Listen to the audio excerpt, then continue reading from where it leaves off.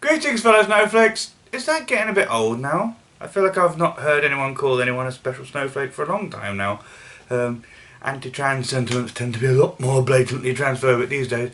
But anyway, greetings fellow snowflakes. I've not done a video about transgender issues for a long time. I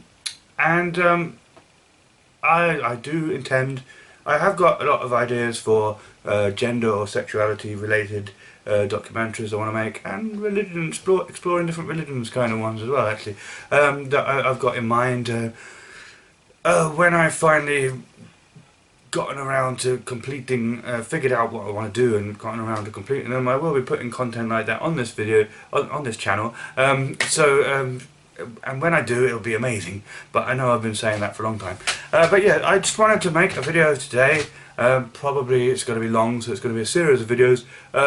Really just putting the facts forward about what is involved in transitioning.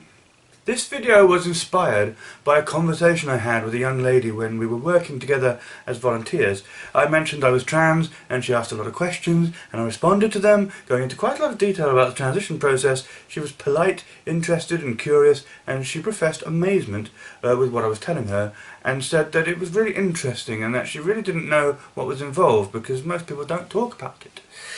I am perhaps very unusual among trans women in that I don't actually mind answering a lot of questions about our medical and or social transition. As long as the person asking is genuinely interested and curious, asks in good faith and gives off vibes of being kind and supportive, then I will happily answer all and any questions that they have. Talking to her made me realise that there are a lot of well-meaning people out there who simply have no idea about the process of referral to a gender clinic, the assessment process, the hormones, the surgery, any of it. There is a lot of misinformation about how long it takes and how difficult it is to access. So, unlike previous videos about gender where I was thrashing out all the philosophical issues regarding identity, partly because I was still trying to figure it all out myself, this time I'm going to make a video talking about the practical side of transition and what is actually involved. Now firstly, a small disclaimer. I know very little about the experiences of trans men and almost nothing about female-to-male bottom surgery. I do know little bits and pieces from watching YouTube videos by trans men. I know one of the most important surgeries for trans men is top surgery, where they have their breast removed. I also know that testosterone is pretty damn effective with regards to face and body hair, lowering the voice, etc. I also know that it can make the clitoris get a lot larger, so that it starts to resemble a penis. However, the female-to-male transition is not something I know a lot about, because it's not my experience. And I know next to nothing about the bottom surgery, because I don't have any reason to need to know about it. So if you want to know about that, I suggest you watch content by trans men and other trans masculine people. I'll try and put some links in the doobly-doo below, so you can follow some trans male creators who I think are really good at explaining these sorts of things. On the part about knowing nothing about the surgery because I have no reason to know about it, let me just say that this is why I understand and don't judge people who know virtually nothing about what trans women experience and go through. You wouldn't necessarily know about it if you don't need to know about it. Perhaps that's why I don't mind talking about it. So let's get started. It took me a long time to realise I was trans. Ideas about gender were very different when I was growing up, and I spent many long years feeling like I was a submissive and somewhat androgynous straight man. Then when I came out as bi and started attending bisexual support groups and going to BiCon, the annual bisexual festival in the UK, I encountered the term genderqueer, which is like an earlier word for non-binary. I instantly identified with the term, as I had always felt disconnected from the notion that I was a man, feeling it was a trivial external term and that my true spirit was non-gendered.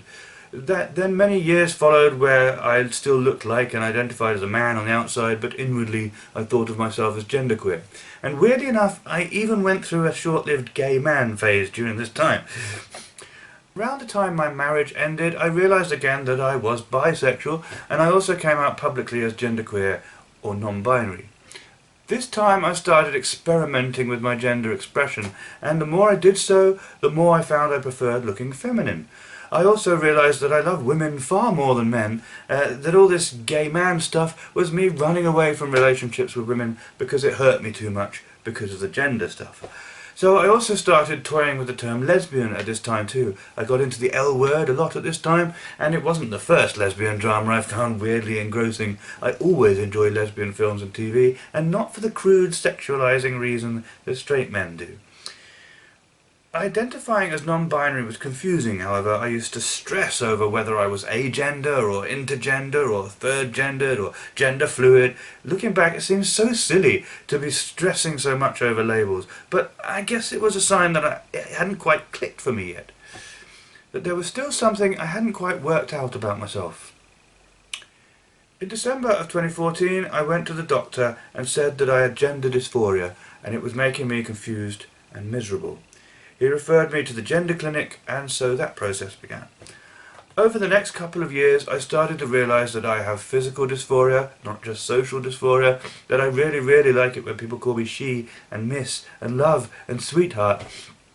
I never ever liked being called sir, by the way, and that I wanted to look feminine and present as a woman all the time. I also started my YouTube channel. I went back and forth a few times on the question of whether I was non-binary or a trans woman, but I started to think that I might be a trans woman, and this perception grew stronger and stronger over time. A couple of relationships with women who 100% saw me as a woman and interacted with me as such, and I was certain about it. I was a trans woman, and always had been. The reason I went over all that personal discovery and identity stuff is to indicate just how long a process it can be to come out to yourself and other people as trans. For some people, they know when they are 5 years old. For others, it can take years. For all kinds of shame and embarrassment, confused by different theories about gender, misdiagnosing the signs of physical dysphoria, and not being a stereotypical example of trans reasons. But on to the central point of this video, the actual transition process.